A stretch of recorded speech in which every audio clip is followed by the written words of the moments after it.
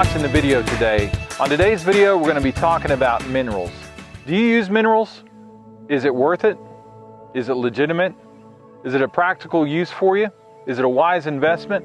I really think I have some answers today, which comes more from an agricultural perspective. To me, minerals serve two purposes really. Number one, it helps the overall health of a deer. Number two, it's an attractant. Let's look at number two here for just a second.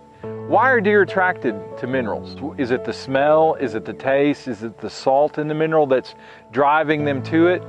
You know, researchers have actually shown that a lot of ruminant animals have the innate ability to realize that they have a deficiency, to feel the sense that they have a deficiency in their body, to actually go after particular elements or minerals that they find that they're deficient of. Deer are going to find minerals in places where they eat. They're going to find minerals in the water that they drink to a degree. It's in the soil of the ground. You know, deer will eat dirt if they have to.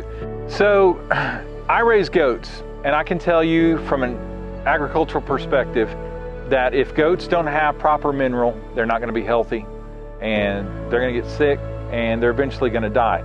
Not necessarily because they don't have mineral, but because the condition of their health overall is poor, and minerals contribute a huge part of that. It's a huge dynamic in the equation. Now, deer and goats are a little bit different. They're similar because they're both ruminants. They're similar in the types of foods that they eat. But the difference is that goats are domestic, they're raised in a pen, and they rely on the forage that I give to them. And if that forage isn't packed with nutrients, isn't exactly what they need, they're going to be deficient in certain minerals. For instance, where I live, we have kind of a selenium deficiency in the soil. And a lot of times goats aren't able to get that mineral that they need.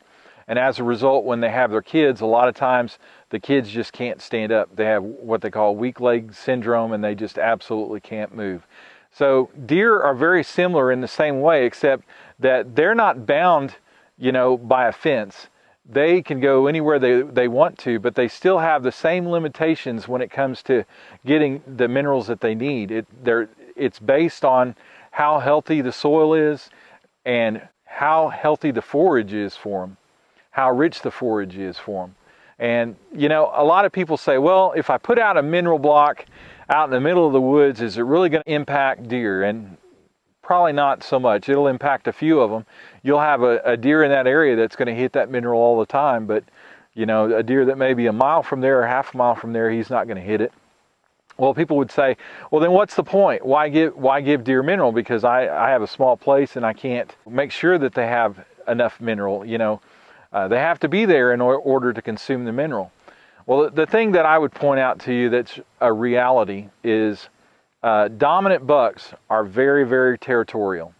And when they get food, cover, shelter, they have security, they have all the things that they need to be able to survive, they have water, they're going to stay in that area and they're going to dominate that area. So in those areas, when I put out a mineral lick, or I put out a mineral block for them, and I put out soybeans, because those bucks are going to come and they're going to dominate those areas and they're going to push other bucks away. And so if you're targeting a specific buck, you can definitely make an impact in his life. I do feed them also. It's important. It's an entire aspect of nutrition, not just the minerals that they need, but the proteins that they need as well. And then there's the food plot aspect, and then you have the whole natural habitat aspect. So, you know, it's a whole package in order for it to work. So when I put out that mineral, there are deer that come and they visit that mineral every day, especially during the spring when they're growing antlers. They visit those soybeans every day.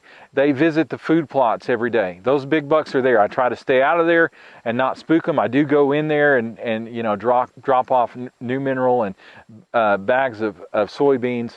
If you have an expectation to go out and get a block of mineral and put it out, and then that year you're going to have 150 or 160 or 170 inch buck just because you put out mineral, you know, and if someone's marketing that way, that is false, because this is a long journey. This isn't a sprint, this is a marathon when it comes to deer nutrition. On my place, since 2006, I've had the same program going over and over and over without fail. I've put out the same food plots. I put out the same food for them to eat. I put out mineral. I keep it out. So those deer over the years, they don't have deficiencies that other deer have. Now, when they have a deficiency, what happens? Well, the bottom line is that a healthy deer can grow a bigger rack. But an unhealthy deer will not have an awesome rack. They may have a good rack in a sense of it's better than some others. Maybe it was in their genetics. Maybe they did get some nutrition that they needed. But when they have a deficiency, they're not going to grow the rack that they could grow. And let me give you an example. Many of you have passed bucks over the years, and you had a really promising buck, maybe a nice 10 point, maybe he's a 120-inch buck, and he, 3 years old, and you decided you're going to pass him. The next year, he got bigger on one side, but the other side was completely deformed or stunted in its growth.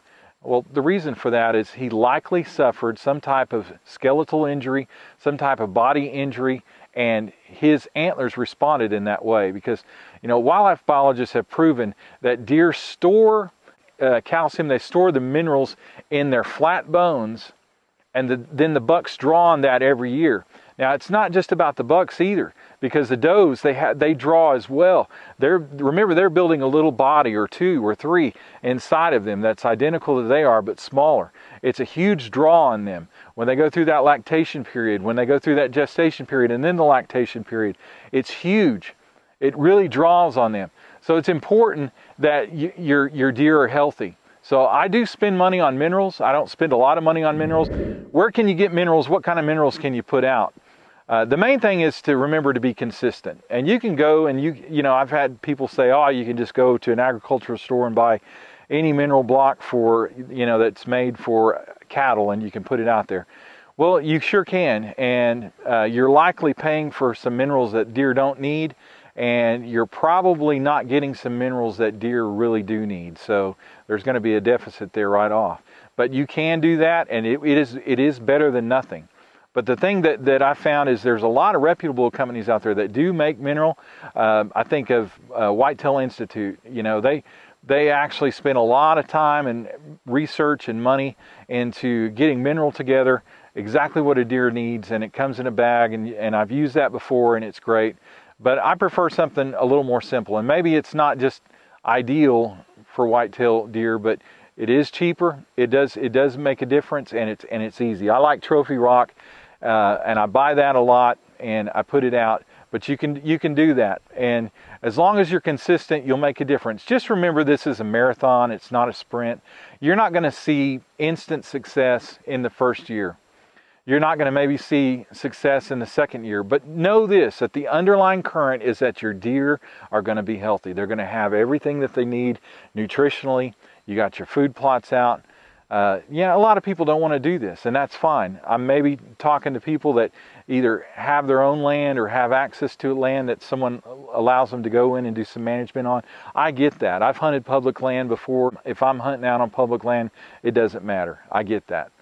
But many of you that are watching this video today, at least looking at my audience, are really interested in the aspect of deer management. So I brought this to you today, but I want to thank you for watching the video today. Make it a great day. Go enjoy the outdoors, and may God bless you.